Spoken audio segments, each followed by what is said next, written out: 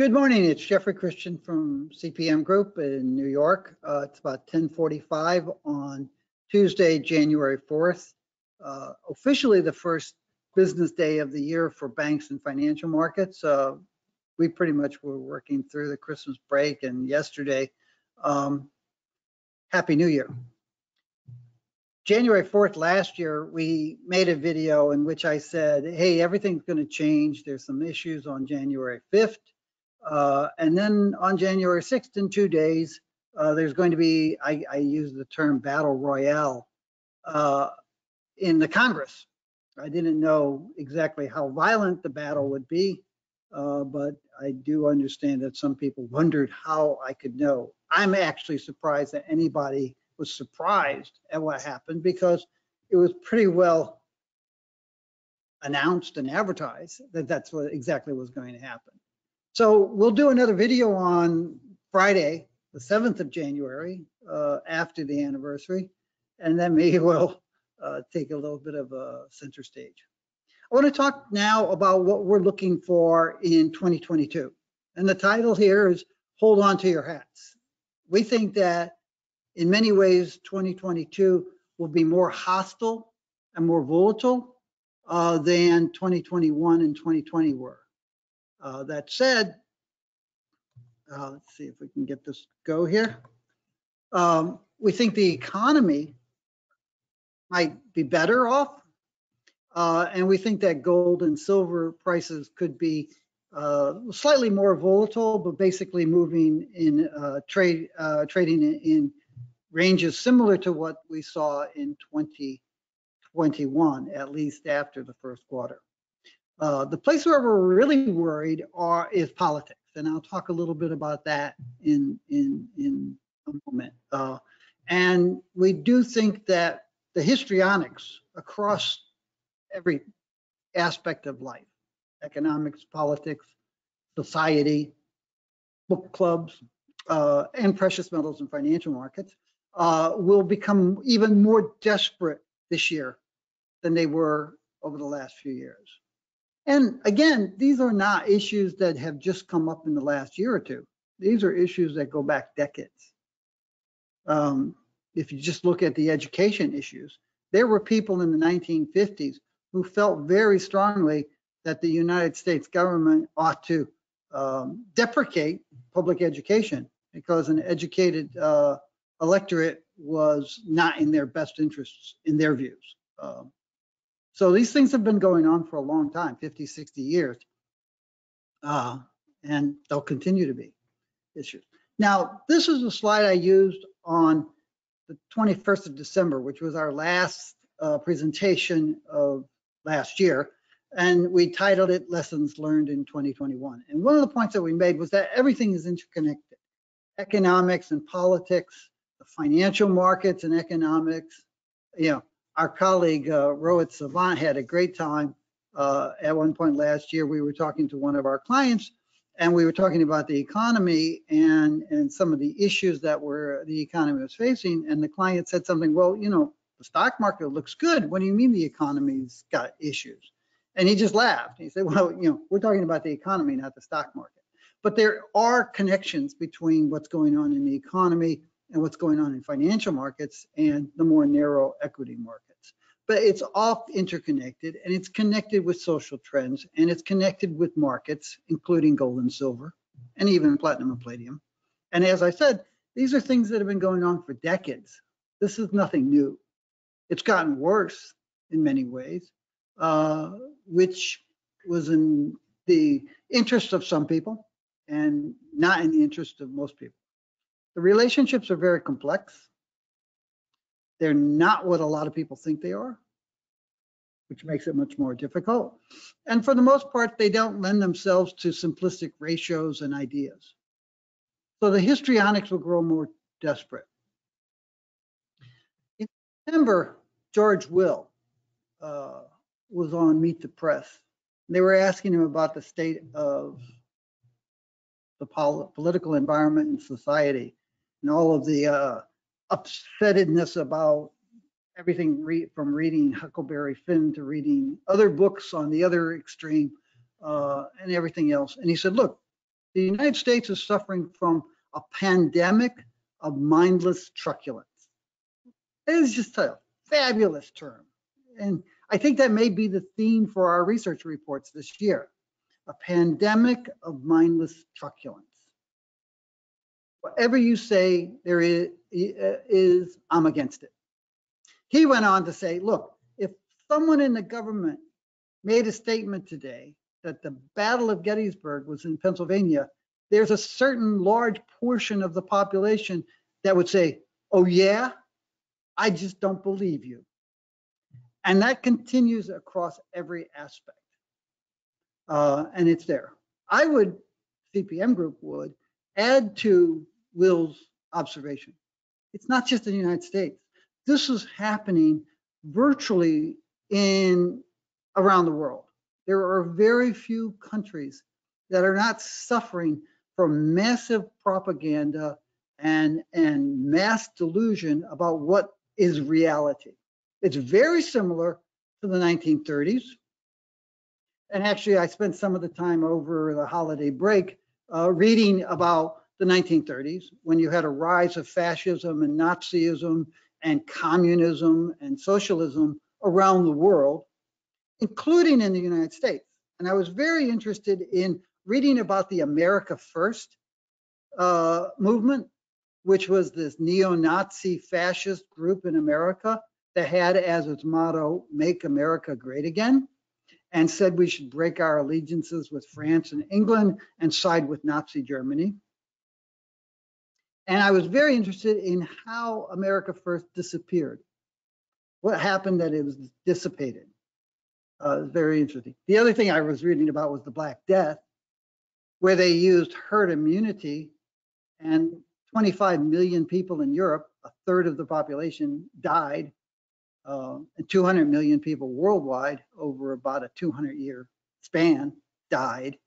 Yeah, that herd immunity stuff, that works. Of course, they didn't have antibiotics and they didn't have vaccines back then. Anyway, we would add 2 points to Will. Not just the United States, it's global.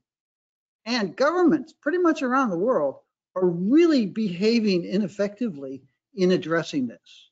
In some cases, the governments have been taken over by people who see it as in their vested interest to promulgate mindless truculence. And it's very worrisome.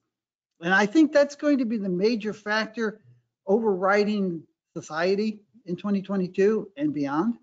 And I think it's going to be one of the major factors causing a lot of investors worldwide to say, I think I should own more gold and more silver. So it's good for gold and silver. And, you know, we've often made the joke that being in precious metals, gold and silver, is sort of like being an arms dealer. When things go bad for the world, it's good for people in gold and silver markets. So let's diagnose the mindless truculence. Where's it coming from? Well, it exists in politics, it exists in society, in economics, and in the market. Where does the noise originate? Well, there are bad actors. There are people who see it as their best interest to stimulate mindless truculence, to create false narratives. I was watching a very interesting article last night, a video, where they interviewed a bunch of people on January 6th outside of the Capitol who identified themselves as Republicans, identified themselves as Trump supporters, and said they were wholly in favor of what was going on. And then they interviewed a bunch of people who identified themselves as Republicans recently, identified themselves as Trump supporters recently, and insisted that there were no Republicans at the Capitol. It was all a bunch of Democratic actors acting like Trump supporters. And there are bad actors who are feeding into that. They're feeding into it politically. They're feeding into it socially with taking back the schools and anti-vaccines, anti-Semitism, and anti-immigrants, et cetera, et cetera, et cetera. And there are true believers who are desperate to find a reason to understand why the world is in the shape it's in, who lap this stuff up like milk and honey. And then there are the just don't knows. People who feel free to talk about things they don't understand, and don't know, and throw out a bunch of stuff. But we try to ignore those guys. Now, on December 29th, I went online. I spent about 5 minutes. I did a YouTube search. Silver. These are some of the titles that came up. Silver to break $50 in 2022. Silver at $100 in 2022. Silver will be worth $10,000 an ounce. We're in serious trouble. The banks are going to seize your money. 60% crash coming soon. Silver and gold production cliff coming. What if this was all planned? The Fed will seize all your money. Forget the banks. The Fed's going to seize your money. You know, silver will have a 20-fold explosion in price, I assume. Not the amount of silver around, but probably the price is what the guy was talking about. The next move will take your heads off, whatever that means. $1,000 silver, silver and gold will explode. The last opportunity to buy silver below $30. Probably will last 40 years, but that's okay. It's a kind of histrionics. And here's the cool thing. You look at the people who posted these things, and every one of them have been wrong on silver their entire lives. But they're talking to you, and they're trying to convince you that you should be really afraid of other people, afraid of thinking, afraid of all sorts of stuff. And silver is going to explode.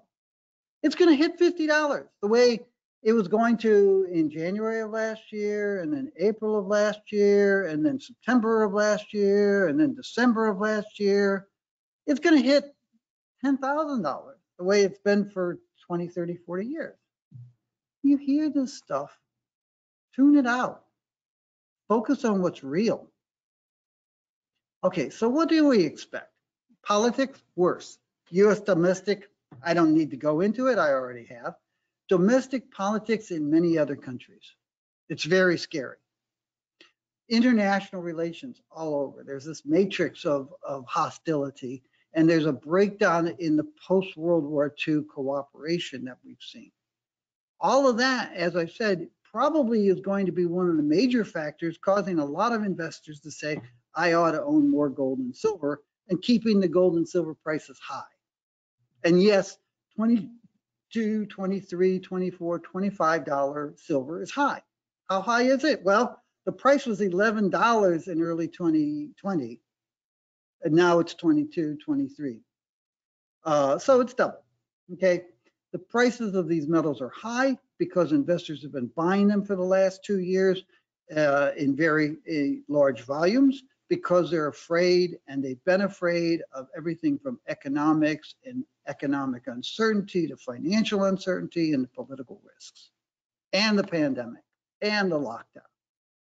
Now, as I said, on the economic side, things are relatively better. We've come out of the recession in the United States and many other countries. We're working, you're seeing, we saw a very strong recovery last year. Growth will slow down in percentage terms simply because we're not coming out of a very bad 2020 as we were in 2021. We're coming out of a 2021, which was pretty strong, and we'll see less growth. We'll see a smaller decline in unemployment. Unemployment fell sharply last year, despite what it feels like and what you hear in a lot of commentaries. It won't fall as sharply as it did last year because it's already fallen that sharply. But unemployment will continue to come down. Economic growth will continue to expand. We're seeing strong levels of consumer consumption. We're seeing strong levels of business investment in plant and equipment. We have a lot of issues with supply chains and with employment. There are some major problems there, but even in the face of those major problems, we're probably going to see relatively strong GDP growth in the United States and most other parts of the world this year. Interest rates are going to rise. We might see 3 interest rate increases by the Fed over the course of 2022, but they're going to remain low. They're going to remain low in a historical level. They're going to remain low in a real level, and they're going to remain low in a nominal level. interest rate increases will not be great enough to turn off economic growth and demand. Other factors will be. Inflation is going to continue to be the problem. High prices will continue to be a problem. The inflation rates, as I've discussed, because you measure it year over year, will look lower in 2022 than they did in 2021. The dollar will remain strong because the US is actually in better shape than many other countries, especially countries with major liquid currencies like the Eurozone and England and Japan. And equity markets will probably remain strong. Now, there's some other factors to pay attention to. There's a very strong likelihood that the monetary support that we have seen over the last 2 years during the pandemic and lockdown, but really over the last 20 years or so, that it will be successfully unwound. You'll notice I've got text here instead of charts. I have a few charts that I'm going to show you in a minute related to monetary largesse and accommodation. But I purposely have sort of eschewed a lot of charts in this video. The likelihood that the potential inflationary consequences of that monetary accommodation can be avoided is very high. And the likelihood that the fiscal policies will remain the major undealt with problems facing US government behavior financially and economically, that will continue to be the case, as has been the case since 1981, although it's much worse now than it was in 1981, 1982. Although, if you lived through that, as I did, it was pretty bad. And a lot of the guys who keep saying that the world's going to collapse lived through it too. And they thought it was going to collapse back then. And they, I guess, maybe have fashioned a lot of their thinking over the idea that the world could still collapse, even though it didn't in 1980, 81, 82, or 87, or 91, or 2001, or 2008, 2009. But someday maybe, you have to be worried about these things. Let me look at, okay, everybody with those silver projections keeps talking about money supply, and all this money supply has got to be hyperinflationary, and it's got to be reflected in higher gold and silver prices later. And you can see here on the left-hand side, M1, which has risen very sharply. And we've talked about this ad nauseum for decades, as well as last year in videos. But look at the year-over-year growth percentage change in M1. Yes, we had this massive largesse, monetary accommodation, and the Fed is now sucking it out of the system. The same is true if you look at M3, and I'm not looking at M2 because it's just another set of charts. It's the same story. Massive accommodation, very high levels of M3, broad money supply. But if you look at the growth rate, it's still very high, but it's less than half of what it was during the pandemic and lockdown. That tells you that there is a greater likelihood that the monetary authorities can succeed in supplying the money needed to keep us alive during the lockdown and then suck it out and sterilize the potential inflationary consequences of that monetary policy. That says nothing about fiscal policy. And as then Fed Chairman Alan Greenspan said in his Humphrey Hawkins testimony probably almost 20 years ago, it's the fiscal policy that really needs to be fixed. The Fed can stanch the bleeding in times of trouble. The Fed can stimulate growth and full employment in good times, but you really need the Congress and the administration to deal with the fiscal policies. And they're not being dealt with now. They weren't being dealt with 20 years ago when he said that. They weren't being dealt with 20 years before that when the budget deficit went from 58 billion to 320 billion in a matter of a couple of years. So that's it for the charts. The reality is that the great unwind has begun. It's going to continue in 2022. It's not going to lead to the collapse of the world. You should buy gold and silver, and you should have gold and silver as forms of investment, but not because the world is going to collapse. So what do you expect for precious metals? Well, in gold, we expect a small increase in total supply, slightly bigger increase in fabrication demand, but not really dynamic. I mean, most of the gold that's manufactured and fabricated products goes into jewelry and decorative objects, and there is an increase there, and it's a couple percent probably this year, coming this year. It's not going to light the world on fire. Investment demand and official central bank purchases, those are the things that really have the major effect on gold prices, and they're probably going to continue along the lines of what we saw in 2021, which are relatively high levels. So that should keep the gold price higher. But on an annual average basis, the price may be relatively modest in its increase this year. We're looking for the gold price to basically move sideways in 2022, building a base for higher prices later when things get really nasty. A little bit different. Total supply probably will be about 2.5% lower.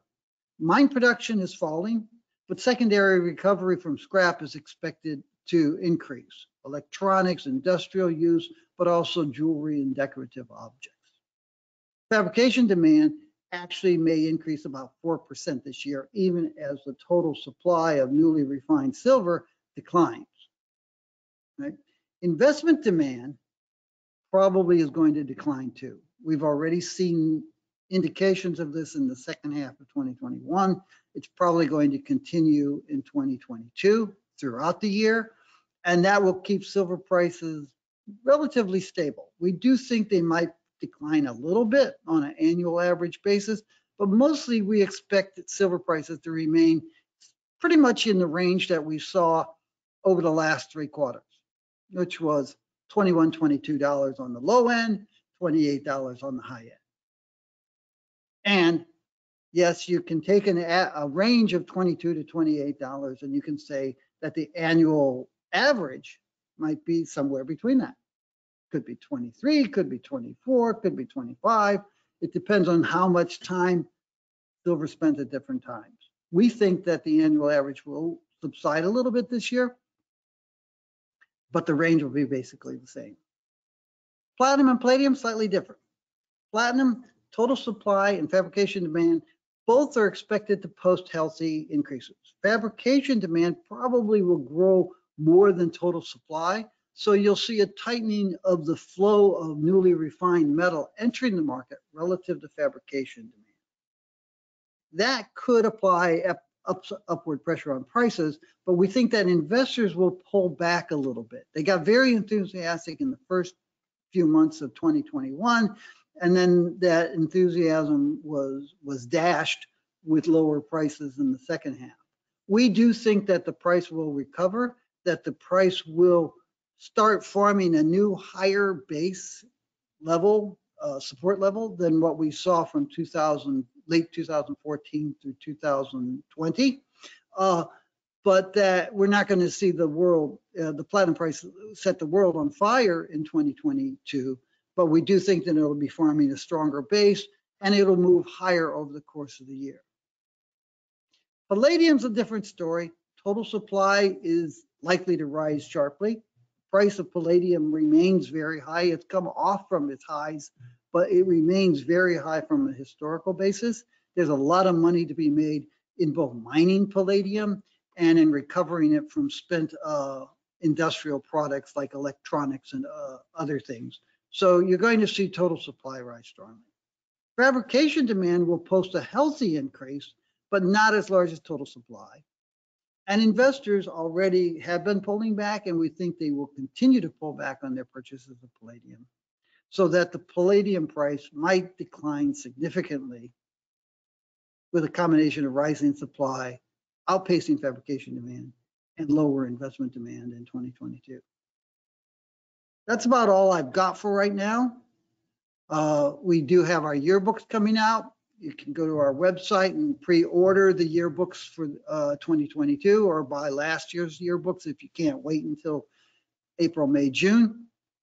The retail investment program is doing very well, providing CPM Group's research and consulting services to smaller investors. Most of our revenue comes from institutional investors, but we're making it available in an effective way through our retail investment program to smaller retail investors. We have several seminars coming up, Platinum Group Metals later in January, Future Energy and Metals in early February, and then Silver in early March.